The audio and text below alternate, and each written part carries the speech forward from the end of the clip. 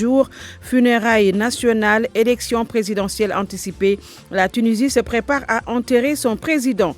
Rouen a marché aujourd'hui en la mémoire du jeune Mamadou Barry assassiné. Le parquet a retenu un motif raciste. Le Cyride, représenté par notre compatriote Maodo Malick Mbaye, interpelle la CAF, l'UA et l'ONU. Le développement de tous ces titres dans quelques instants. À suivre également le journal des sports. Ce sera avec vous, Youssouf Bodian, bonjour. Bonjour Souleymane. Le football avec les éliminatoires du CHAN 2020. L'équipe nationale locale est à Monrovia où elle affronte le Libéria dimanche. Des nouvelles de l'équipe avec le sélectionneur que vous entendrez. Lutte avec frappe. Modulo Eumesen à 48 heures d'un combat royal. Les forces et faiblesses des deux lutteurs décryptés par le deuxième tigre de face. Moustapha Gueye sera dans la page sport. Merci Youssouf Bodian. La chronique du jour, comme tous les vendredis, ce sera avec Charles Faye. Tabaski, dans quelques jours, dans la série des reportages consacrés à la préparation de l'Aïd el-Kébir, nous nous intéressons aujourd'hui aux amulettes et autres colliers décoratifs que certains propriétaires font porter à leur bélier. Ne ratez pas le reportage d'Oumou Kalsoum Li et puis notre rubrique Point de vue sur l'insécurité à la lumière de ce qui s'est passé à Koumpentoum.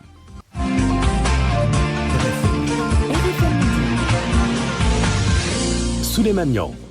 Koumpentoum et le Sénégal se sont réveillés ce matin sous le choc avec le meurtre du commandant de la brigade de gendarmerie de la localité. Le commandant Sané est tombé littéralement les armes à la main lors d'une intervention avec ses hommes contre des malfaiteurs qui en voulaient au bureau de poste de Koumpentoum. L'attaque a également fait des blessés. La gendarmerie a aussitôt lancé la chasse à l'homme et a ouvert une enquête sur les circonstances précises.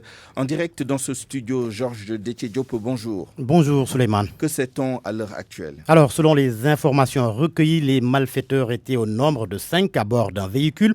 Leur cible, vous l'avez dit, l'agence Poste Finance, située sur la route nationale numéro 1 à 300 mètres de la brigade de gendarmerie. Les choses sont allées très vite. Mis au courant du braquage, le commandant de brigade Tamsir Sané effectue une descente sur les lieux avec des gendarmes et 2 ASP selon nos informations. Et c'est à peine qu'ils arrivent sur les lieux, sur place, que les assaillants ouvrent le feu sur eux. Le commandant de brigade, atteint à la tête, décède sur le coup.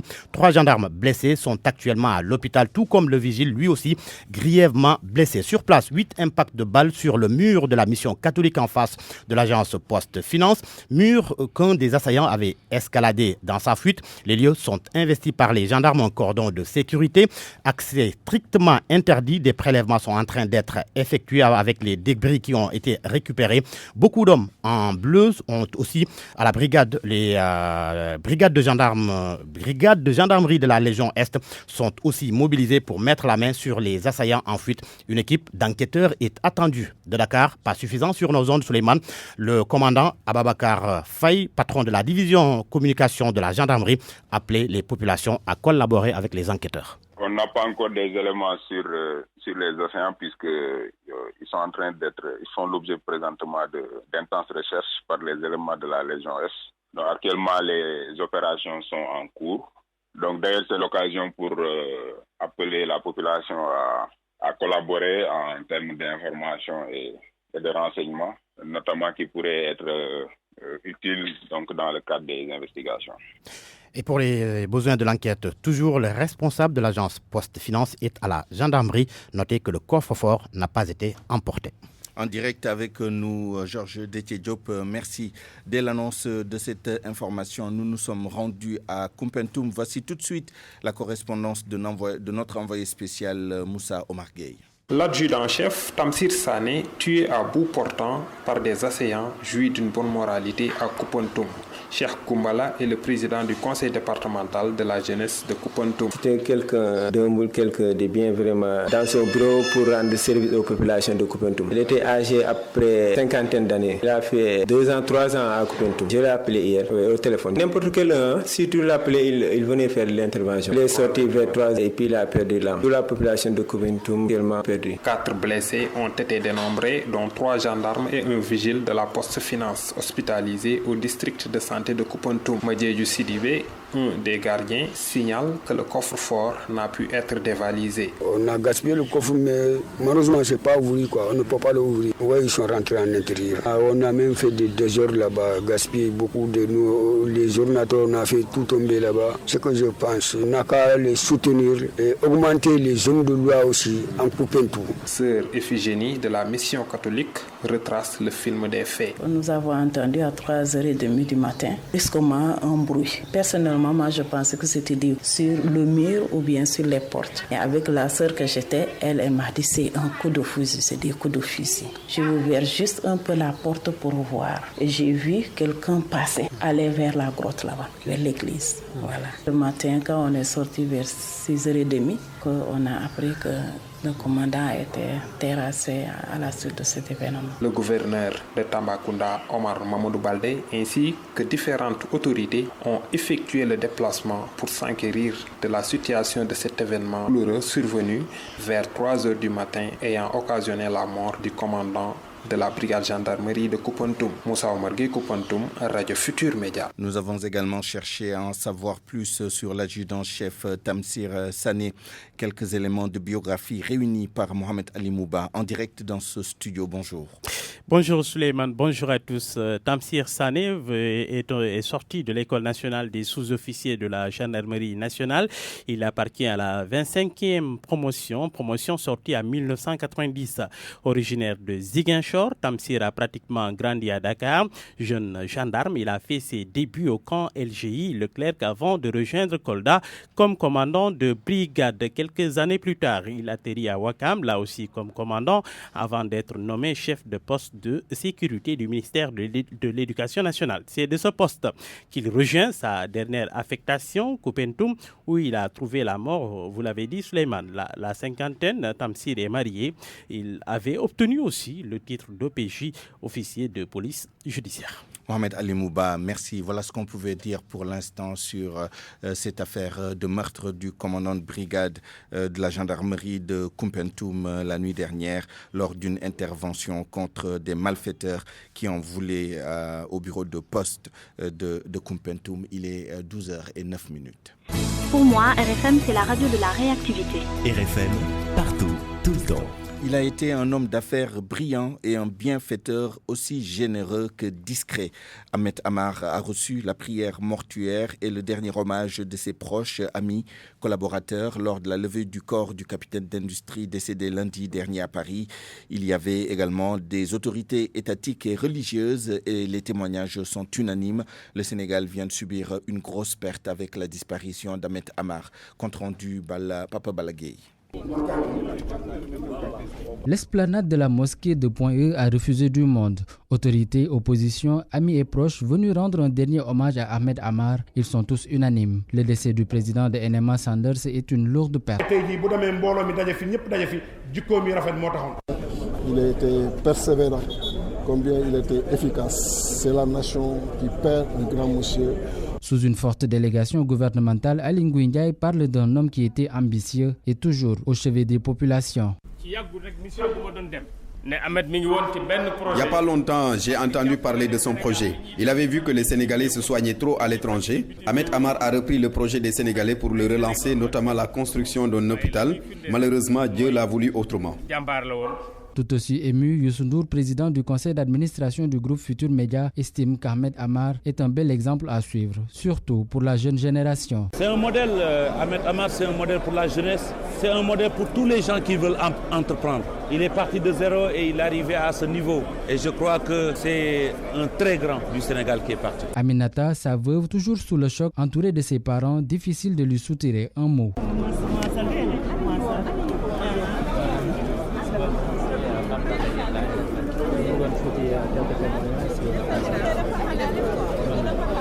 Les prières formulées pour le repos de l'âme du défunt Ahmed Amar, le cortège s'est ébranlé en direction de Darussalam, sa dernière demeure.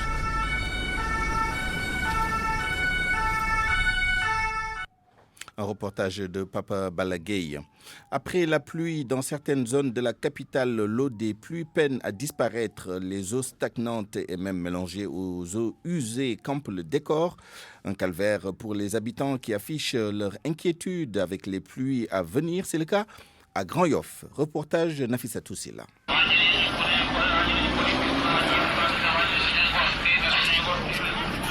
Grand Yoff, 24 heures après la pluie. Sur une allée principale, très empruntée même, les eaux de pluie stagnent encore. Pour les riverains, c'est invivable. Modou Seck.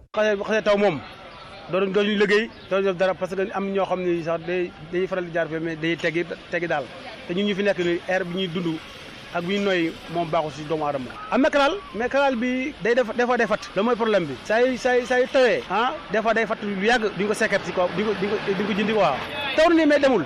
Et pour évacuer tout ça, c'est eux-mêmes qui s'y mettent. On n'attend pas la mairie. Pape Sarr. grâce bi lañu fompé dañuy joxati mbalit bu ñëwee xam nga canal leen léegi bu tawee ay carton ay madlaak yëpp dañuy daw ànd ak ndox bi ñëw léegi nag loolu il faut nga démonter ko teg ko ci kaw canal bi fu affaire bi jaalee ne ci nga koy jël oto mbalit bi ñëwee nga toone lépp yóbbu ci oto mbalit bi mais suñu demee ba mu taw moom wax dëgg moom gisuma kenn koo xam ne danañ ko def ñi am ñu sol tane di fi nekk waaye gisaguma wax dëgg am ko fi toog koo xam ne mi ngi koy liggéey benn côté bi rek ndox bi fii ba tëli bu marché bu bees yëpp fi lay wàcc ci canal bi fi lay wàcc léegi nag bu fekkee ne dafa ànd ak mbuus yi même démb rek oto mbalit bi mu taxawee li newoon fii lépp dama ko bàlee dugal ci oto mbalit dañ koy génne suñ paree des saa dañuy jël mbalit bi yóbbu ko ci oto mbalit. Et concernant les prochaines pluies annoncées, ils avouent ne pas être tranquilles. dalagul parce que taw bi ni ma gisee nii premier taw mu mel nii bu beneen tawaat ñëwee da moom day gën a métti. ba léegi dañuy gën a tiir rek bu dul nawet sax des fois da ngay gis canal bi day génne ndox quoi ci moom wax dëgg yàlla salte na trop bu nawetee moom suñu xel du daal. Grand Yoff ou d'autres quartiers de Dakar, après la pluie, bien souvent c'est le sale temps. Et dans beaucoup de situations, le défaut de canalisation est à l'origine. RFM, fréquente modulation 94.0, la radio en puissance. Reparlons de la polémique autour de la succession de Ousmane Tanor Dieng à la tête du Parti socialiste. Le débat reste encore très agité dans les rangs des Verts. Cela en dépit de l'invite de certains responsables socialistes au respect de la période de deuil. Mais finalement, l'enjeu de la succession semble emporter tout le monde, aussi bien ceux qui étaient proches de la direction du parti que ceux qui en étaient exclus. Dossier Pape Besdiba. Les uns auront beau rappeler qu'ils sont en deuil, mais les autres ne peuvent s'empêcher d'évoquer la succession de Tanor et l'avenir du Parti socialiste. Au final, tout le monde s'y met et Abdoulaye Wilane, sans phare, dénie déjà à certains une quelconque prétention de parler de l'avenir du parti. Ceux qu'on convoque dans la succession de Tanor, mais s'ils ne sont pas dans le parti, s'ils ne sont pas aujourd'hui dans le processus de renouvellement, comment est-ce qu'ils pourront faire partie de ce renouvellement? Mais que ceux qui ont quitté le parti aient la décence, la politesse, l'urbanité, mais de ne pas parler de choses qui ne les concernent plus. Mais quand on se sépare de quelqu'un, on assume ce qu'on en a fait. Ceux qui ne sont plus dans le PS parce que... Barthélémy Diaz, pour sa part, conteste encore cette exclusion. Le maire de Mermoz Sacré-Cœur affirme aujourd'hui n'être mu que par la réunification de la famille socialiste, histoire de matérialiser le dernier vœu de Tanor. Nous avons répondu à un appel, un dernier vœu émis par le camarade défunt secrétaire général du Parti socialiste, M. Ousmane Tanor Dieng. Nous ne sommes pas preneurs de la danse des vautours, nous émis par le camarade défunt secrétaire général du Parti socialiste, M. Ousmane Tanor Dieng. Nous ne sommes pas preneurs de la danse des vautours, nous ne sommes pas dans l'escroquerie politique, ce n'est pas notre tasse de thé. Dire que nous avons été exclus du Parti socialiste, dire que nous ne sommes pas preneurs de ce processus, cela relève de l'escroquerie politique. Nous ne sommes demandeurs de rien du tout, nous ne sommes quémandeurs de rien du tout. Si une réunification peut se faire dans la camaraderie socialiste, tant mieux. Parce que c'est cela notre responsabilité vis-à-vis de l'héritage du président Léopold Sédar Senghor. Si cela n'est pas possible, que tout le monde en prenne acte et que les socialistes sachent que cette réunification ne s'est pas faite parce qu'il y a malheureusement dans nos rangs des camarades qui sont plus préoccupés par leurs petits intérêts crypto-personnels que par l'héritage que nous a légué le président Léopold Sédar Senghor. Au vu de la prise de position des uns et des autres, la succession de Ousmane Tanor Dieng à la tête du PS ne sera pas une simple affaire. À 12h15 et à quelques 2 semaines de l'Aïd el-Kabir, notre reportage Tabaski du jour. Il est de plus en plus fréquent de voir un collier sur le cou ou autour du cou d'un mouton ou une ceinture ornée d'ossements, entre autres objets. À quelques semaines de la Tabaski, et ses effets sont visibles sur de nombreuses bêtes, nos reporters ont essayé de comprendre s'il s'agissait d'une pratique mystique ou d'un simple artifice esthétique. Reportage Oumoukal Soumli. En Puyoff, sur la route de l'aéroport, les moutons attirent les regards des passants. De belles bêtes de diverses couleurs, de toutes races, sous des bâches et des tentes. Au cou de ces moutons, des ceintures, des colliers ou des ossements superbement décorés. Pour certains vendeurs, ça fait partie du marketing. Le collier au cou, c'est juste pour embellir. Cela rend plus beau le mouton. C'est juste cela. Vous savez, nous les Sénégalais, nous aimons ce qui est beau. C'est tout. Aussi, ça attire les clients. Pour Amadou Sarr, ces colliers sont très utiles, car ils obligent parfois le mouton à rester sur place pour mieux ruminer. Il y a des moutons qui circulent beaucoup. Donc, cette petite cloche autour du cou permet de mieux maîtriser la bête. Il va lui permettre aussi de rester sur place et de mieux digérer les aliments. Au-delà de l'aspect esthétique recherché, ces colliers peuvent servir de protection contre le mauvais sort. Moi, j'avais un gros bélier à la maison, mais qui malheureusement est mort. Alors, un vieux du quartier m'a dit que je devais en tout cas lui faire porter un os autour du cou. Et cela allait le protéger contre les mauvais œils et les mauvaises langues. Les plus belles bêtes trouvent facilement acquéreurs. Alors, les éleveurs et vendeurs de moutons misent à fond sur la beauté de l'animal pour faire de bonnes affaires. RFM. L'actualité internationale. Binta Diallo, bonjour. Bonjour Souleymane. La Tunisie se prépare aux funérailles de son défunt président. Béji Caïd Essebsi sera inhumé samedi. Funérailles nationales, beaucoup de chefs d'État attendus. L'annonce est du Premier ministre tunisien, 7 jours de deuil national et une élection présidentielle anticipée. On fait le point avec Anna Rocha. Après le décès d'Essebsi, la Tunisie s'apprête à vivre un automne électoral chargé. L'instance supérieure indépendante pour les élections a annoncé que le premier tour de la présidentielle aurait probablement lieu le 15 septembre prochain, soit 2 mois avant la date initialement prévue. Les élections législatives, elles, sont prévues le 6 octobre. Pour certains observateurs, la crise constitutionnelle a pu être évitée avec l'installation de Mohamed Tenasser, 85 ans, proche d'Essebsi, qui va assurer l'intérim du chef d'État décédé.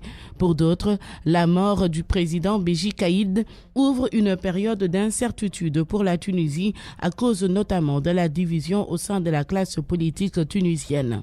Pendant ce temps, les hommages au défunt président continuent. Plusieurs pays arabes ont décrété un deuil national chez eux, comme en Algérie. Le Premier ministre tunisien, Youssef Chahid, annonce qu'il y aura des funérailles nationales et un nombre important de présidents y sont attendus. Parlons maintenant de la marche blanche à Rouen aujourd'hui en la mémoire de Mamadou Barry. Une marche blanche en la mémoire de Mamadou Barry. Souleymane, Rouen va sortir cet après-midi à 15h pour dénoncer le meurtre du ressortissant guinéen le jour de la finale de la Coupe d'Afrique des Nations de football. Dans la procession, il y aura le CIRID, le Centre de recherche et d'initiative pour le dialogue, a dépêché en France son représentant régional du Bureau Afrique de l'Ouest et du Centre, notre compatriote Maodo Malik Mbaye, que vous allez entendre en direct de Rouen, parle de crimes négrophobes. Le CIRID est là pour à cette marche blanche qui se déroule aujourd'hui en Rouen à la mémoire de feu Mamadou Barry pour compatir, mais au-delà de compatir, pour dénoncer un crime négrophobe. Il n'y a pas un autre mot pour appeler ce qui s'est passé il y a quelques jours ici en Rouen et qui a effacé de la surface terrestre un jeune professeur, enseignant-chercheur guinéen, donc africain, promis à un bel avenir. Mais nous sommes là également pour interpeller la CAF, qui doit cesser d'être tout simplement une structure organisatrice de matchs de football. Il doit jouer son rôle, qui est aujourd'hui un rôle d'anticipation et de prévention de certaines graves crises qui minent et qui menacent la jeunesse. Nous interpellons également l'Organisation des Nations Unies, mais aussi l'Union africaine, parce que nous sommes désolés que sur ces genres de questions, on n'entend pas les organisations africaines, on n'entend pas les chefs d'État. Le seul chef d'État africain qui a réagi par un tweet, c'est le président Macky Sall. Nous disons, c'est bon, nous nous en réjouissons, mais c'est loin d'être suffisant. Il faut que les chefs d'État africains comprennent qu'il y a des moments où il est bon d'être là. C'est la raison pour laquelle À défaut d'être ici à la marche, nous estimons que des chefs d'État africains doivent faire le déplacement à Conakry lors de l'inhumation de ce jeune et faire entendre leur voix. Et le parquet a retenu dans cette affaire Mamadou Barry Souleymane un motif raciste. Et puis ce drame au sud de Marrakech. 16 corps ont été retrouvés dans la nuit d'hier à aujourd'hui dans une fourgonnette. La fourgonnette ensevelie sous un éboulement dû à des pluies torrentielles au sud de Marrakech. Notre correspondant au Maroc, Khadim Ndiaye, qui nous a transmis l'information, ajoute que les secouristes sont parvenus à extraire les 16 corps du véhicule. Et au Niger, une vingtaine d'armes à feu ont été saisies sur un passager en provenance du Mali. Souleymane. Merci Binta Diallo. Parole aux auditeurs. L'actualité, qu'en pensez-vous? Moi, je pense que vous devez. Réagissez dans nos éditions d'information sur l'actualité. Bonjour. Oui, bienvenue sur cette antenne d'RFM. Du lundi au vendredi, vous avez la parole sur RFM. Focus du jour aujourd'hui sur l'insécurité partout au Sénégal et particulièrement dans la région ouest, à la lumière de l'attaque hier soir du bureau de poste de Koumpentoum qui s'est soldée par la mort du commandant de brigade Tamsir Sané. Nous serons avec le colonel à la retraite Ousseynou Pouy, spécialiste en sciences criminologiques à Paris 1 Sorbonne, et avec le docteur Benoît Tine, criminologue également, enseignant-chercheur à l'université Hassan Sek de Ziguinchor. RFM Sport. Youssouf Bodian, bonjour. Bonjour Souleymane. Nous démarrons avec le football éliminatoire du CHAN 2020. L'équipe nationale locale est à Monrovia. Le Sénégal affronte le Libéria dimanche. Les Lions locaux sont à Monrovia depuis 2 jours et se préparent à jouer la manche aller. L'objectif, faire un bon résultat pour terminer le travail à Dakar. Nous avons joint dans la capitale libérienne le sélectionneur Serigne Saliou Dia.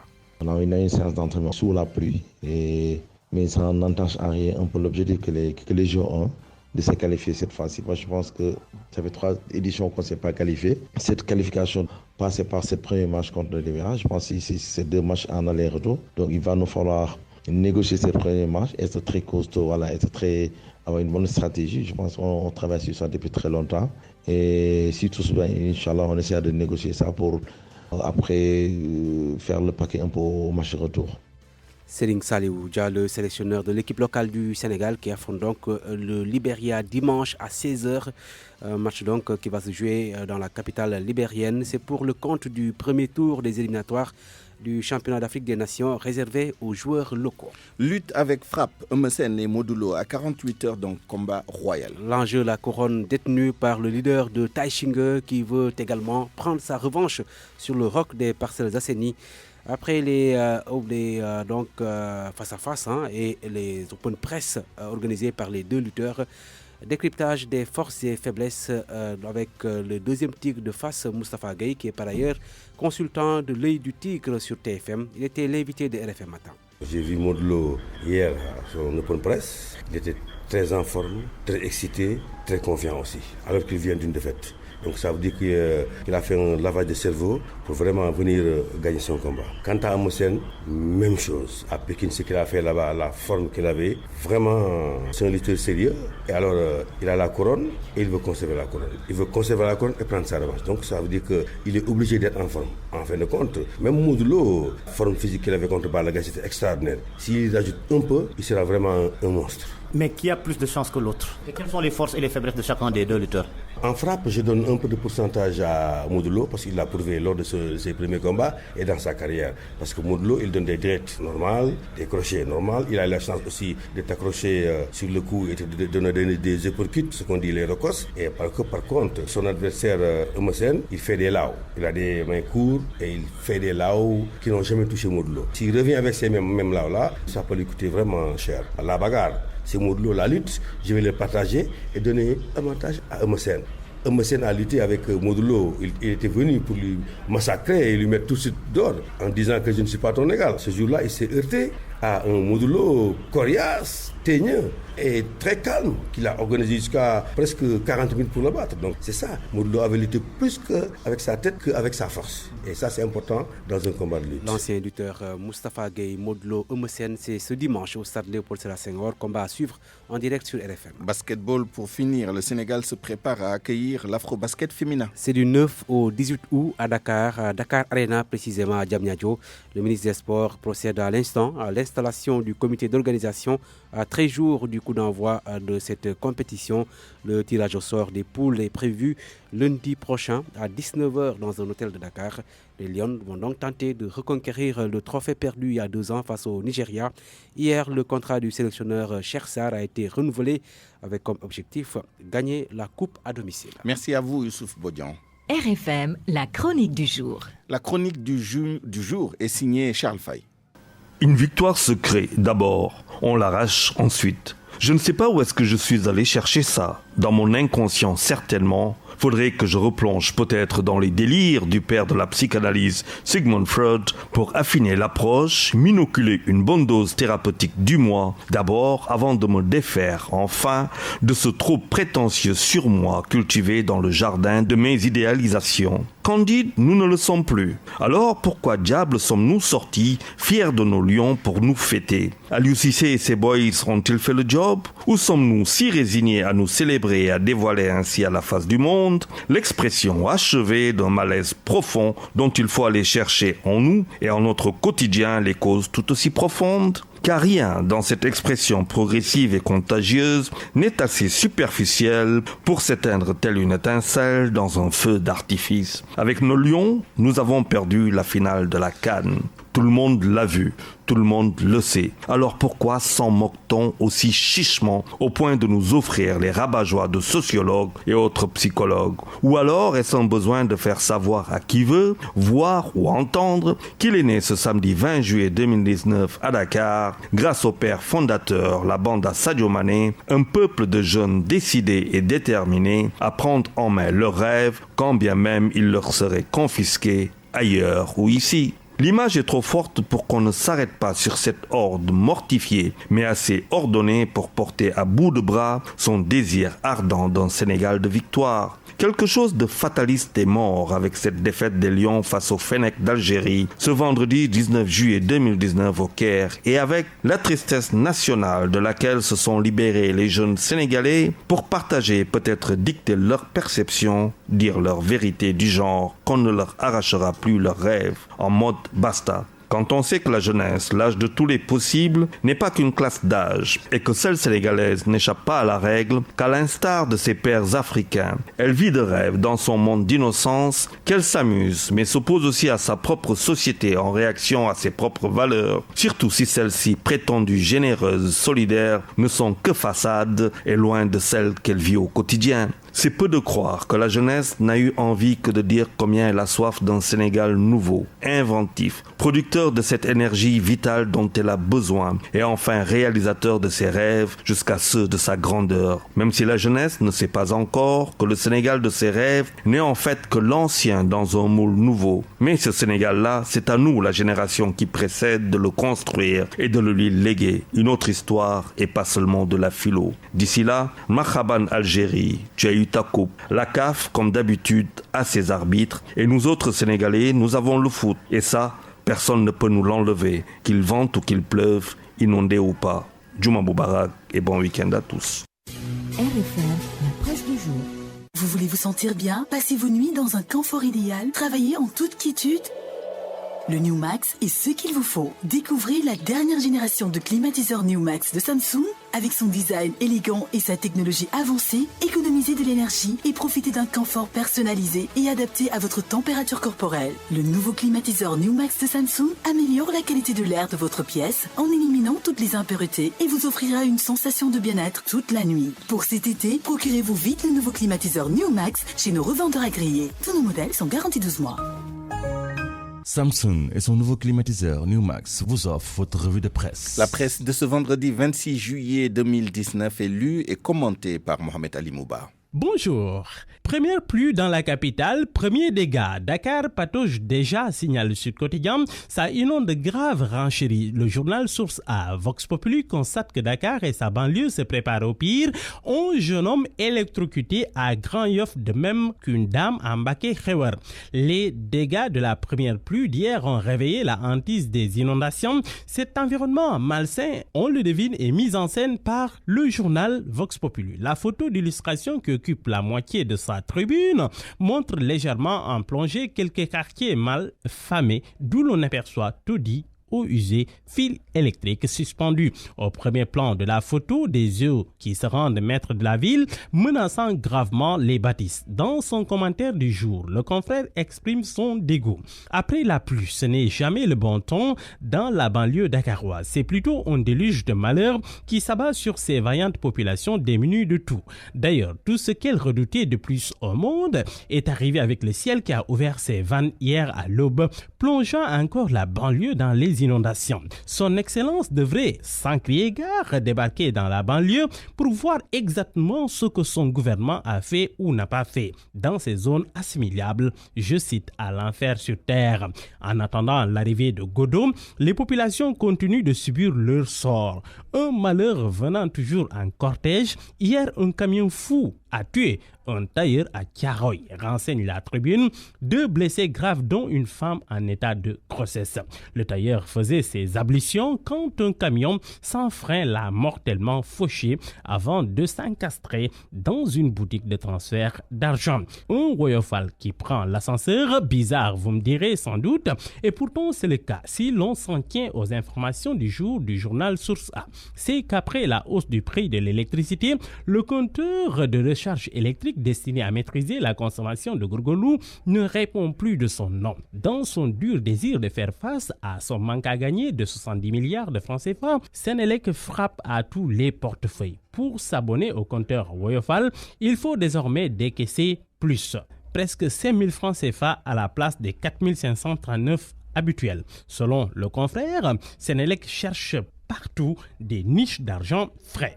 La gouvernance Macky. Alors, en débat, Sud Quotidien prend ses responsabilités ce matin et arbitre les joutes entre syndicats.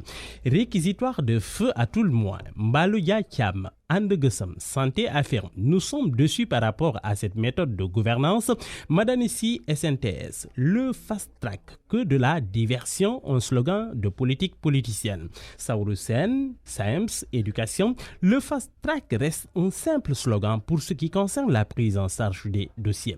L'éducation, justement, avec la cérémonie de remise des prix aux lauréats du concours général. Diary Sow, toujours sur le trône. La pensionnaire du lycée d'excellence de Diourbel remporte pour la 2e année consécutive le titre de meilleure élève au concours général. Elle compte poursuivre ses études dans la génétique et l'informatique. Mais c'est l'arbre qui cache la forêt de l'école sénégalaise, empêtrée dans des difficultés quotidiennes. Et le président le reconnaît, qui dit dans Le Soleil, l'école ne peut rester figée dans le conformisme. Du coup, le quotidien constate que Macky, sans langue de bois, et le premier prix de français d'ailleurs n'a pas été attribué. Le président Macky Sall de dire que le niveau global des études continue de baisser. D'où cet appel dans Le Soleil. Appel à mettre à jour le contenu des enseignements.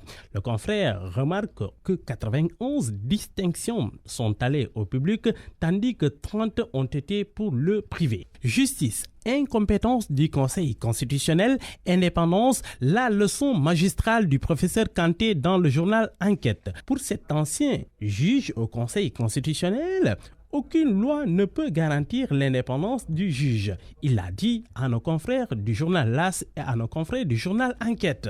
L'ancien membre du Conseil constitutionnel interpelle donc la conscience des acteurs. À la une de Libération, Mauritius Leaks, la Banque de l'Afrique ferrée dangereusement en île Maurice. Le bad buzz de la BAD, titre le confrère, c'est que la Banque africaine de développement, qui prétend lutter contre la pauvreté sur le continent, a requis à 2 reprises les services d'un fameux cabinet qui aide les multinationales à payer le minimum d'impôts en Afrique. Et puis sport, défaite des Lions en finale face à l'Algérie. Le journal Les Échos donne la parole à Salif Sané. Ce dernier dit qu'il avait vu un rêve. Ferdinand Collu Clash Aliou Cissé, le jeu produit est parfois par les cheveux, le discours et les méthodes d'Aliou Cissé ne tiennent plus. Bonne lecture à tous. Pour cet été, procurez-vous vite le nouveau climatiseur NewMax chez nos revendeurs agréés. Tous nos modèles sont garantis 12 mois. Samsung et son nouveau climatiseur NewMax vous ont offert votre revue de presse.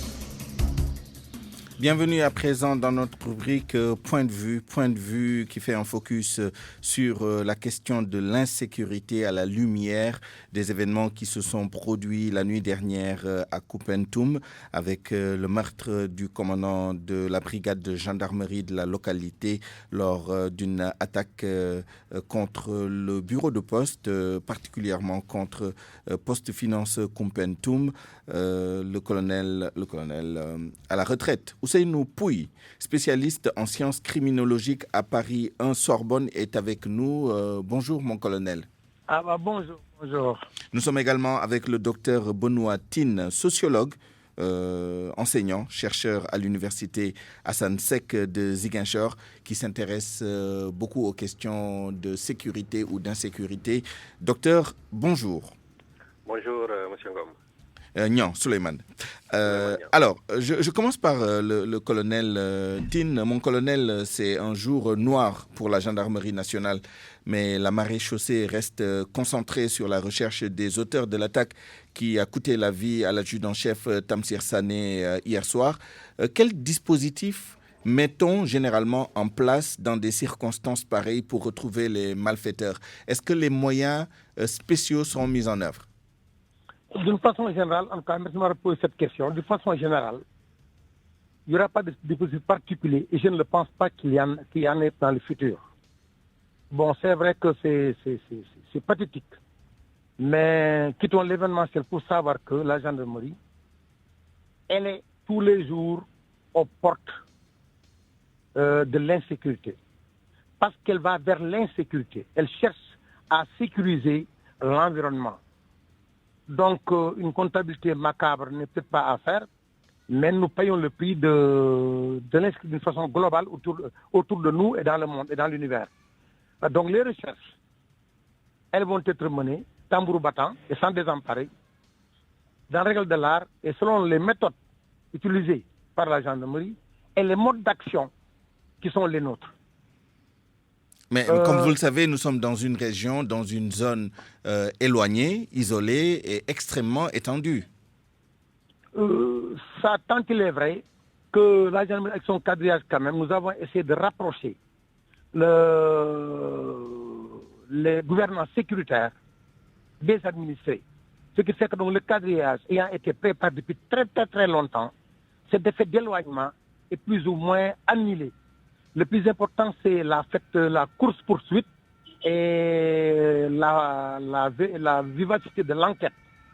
Ce qui est certain, c'est que nous faisons confiance à une compagnie de gendarmerie, à une légion, et même à des moyens qui viennent plus ou moins de Dakar, qui sont des moyens nationaux, qui permettent d'aller plus vite que prévu, dans les règles de l'art, de façon à circonscrire le danger, créer en tout cas la peur chez l'assaillant, si on peut l'appeler ainsi, et nous retrouver sur des éléments d'enquête qui nous permettent de conclure dans des délais extrêmement rapides et avec aussi une précision vraiment d'orfèvre.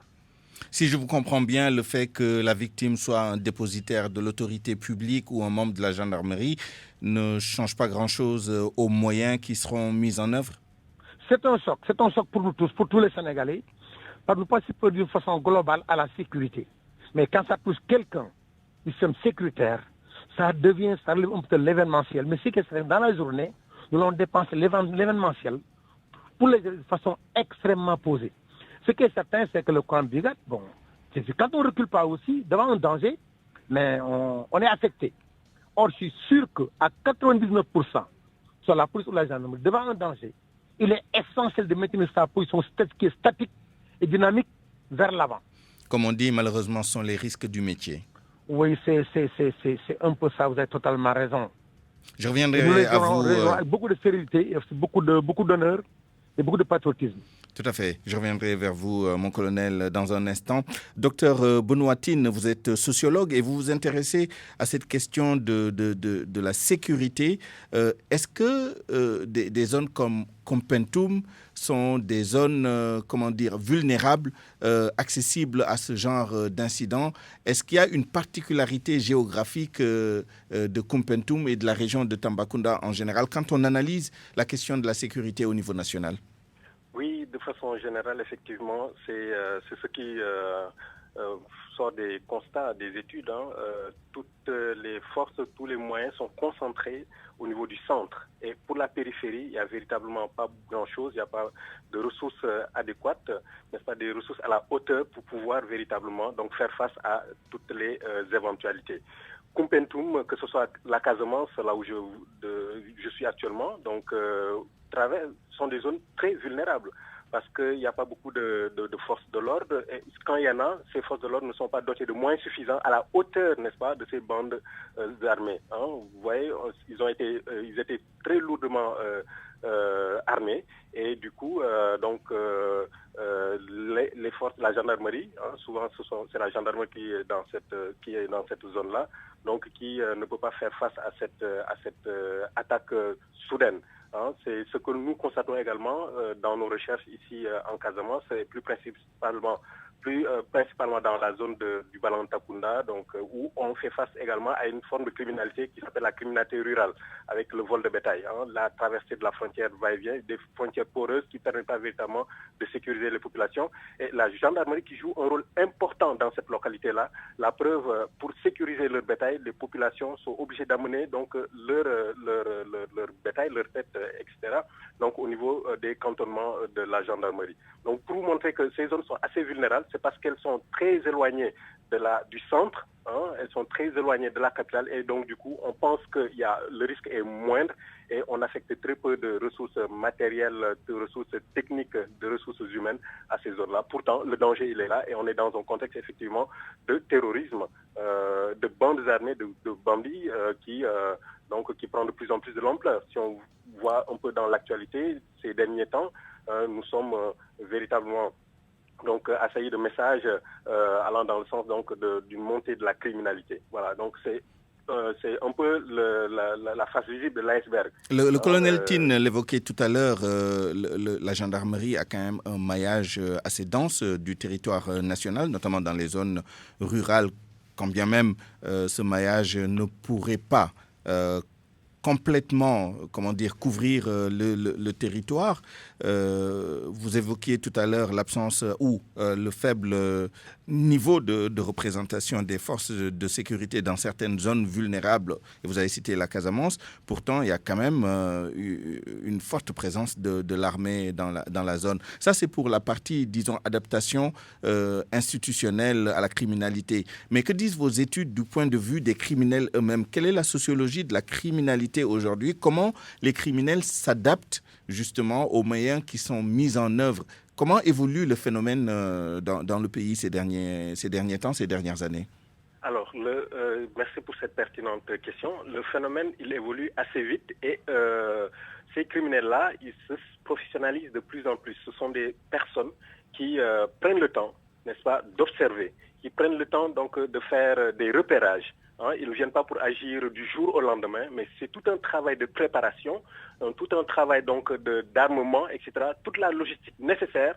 Ils prennent même le temps, n'est-ce pas, de voir quelles sont les forces en présence, quelles pourraient être les forces en face, et à quel moment donc il faudrait frapper. Donc ça va très vite et c'est plutôt, ils ont plutôt un train voire deux trains d'avance sur les forces de défense et de sécurité sénégalaises. La gendarmerie effectivement a fait un maillage, mais les technologies avancent à tel point qu'à une vitesse grand V, de telle sorte que oui, à un moment donné, donc on est obligé de suivre, de suivre. On a un retard par rapport à ces individus-là. Les criminels ont toujours une longueur d'avance sur l'ordre. Quand bien même on aurait fait un maillage du territoire, mais on ne sait pas quand et comment ces gens-là, et d'où est-ce qu'ils vont venir. Donc vous voyez, on est dans l'incertitude et pour faire face à ces risques-là, c'est un peu plus difficile.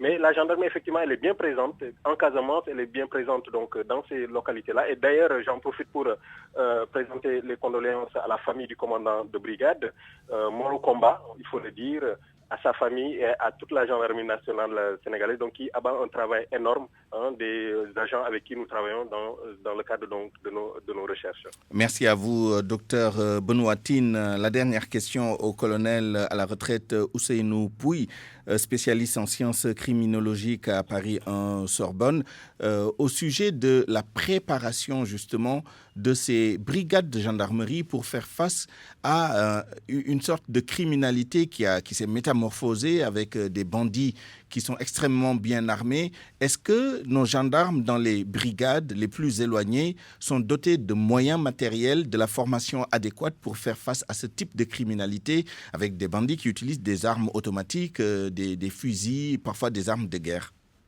Monseigneur, bonjour encore. Bon, en fait, c'est juste pour rectifier, c'est bien que nous sommes nous. Donc, docteur, je vous salue et que Dieu veille sur ce que nous faisons. Le plus important, vous savez, la gendarmerie, où qu'elle soit mobile et territoriale, qu'elle soit dans les états-majors, elle est constamment préparée à tous les faits.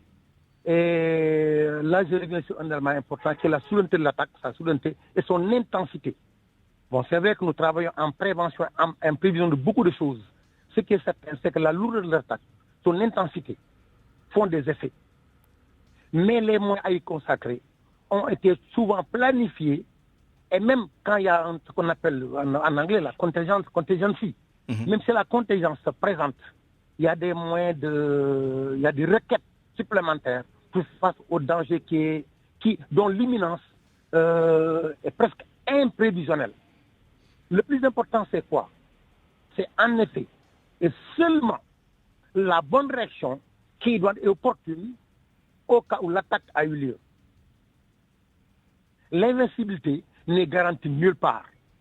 Et la position que nous tenons par rapport en fait aux criminels, c'est la position qu'ils tiennent par rapport à nous qui sommes des forces de l'ordre. C'est une position de vis-à-vis et de balance et de contrebalance. C'est que cette la gendarmerie est suffisamment outillée, même quand elle ne l'est pas toujours, pour pouvoir résister et puis porter l'estocade à qui voudrait enfin effectivement la plus petite des lois. Exactement. Ça, c'est un élément essentiel. Si nous tenons à cet élément, c'est bon. Enfin, le dernier élément, c'est là on parle de porosité. C'est vrai, nos frontières sont totalement poreuses. Même s'il y a quand même un nouveau corps qui a été mis en place, le groupe d'action rapide de surveillance et d'intervention, le GARCI à la frontière. Ces corps-là appartiennent à l'État à la gendarmerie. C'est un développement, c'est un nouveau développement des forces, une espèce de conjonction de l'ensemble des forces au niveau mondial qui veut que certains aspects de sécurité soient régis par des unités spéciales. Et la réalité encore nous condamne à ça. Exact. Merci beaucoup, mon colonel Ousseynou Pouy, colonel à la retraite, spécialiste en sciences criminologiques. Merci également au docteur Benoît Tine, sociologue, enseignant-chercheur à l'université Hassan Sek de Ziguinchor, pour avoir pris part à ce débat sur la question de la sécurité à la lumière des événements qui se sont produits hier soir à Koumpentoum. C'est la fin de ce journal, mis en onde par Alioune Ba, que je remercie. Je vous remercie de l'avoir écouté. Je vous souhaite une excellent après-midi, un bon appétit et une bonne suite des programmes. Dans un instant, le journal en Wolof, mais avant cela, Allô Présidence sur nos ondes.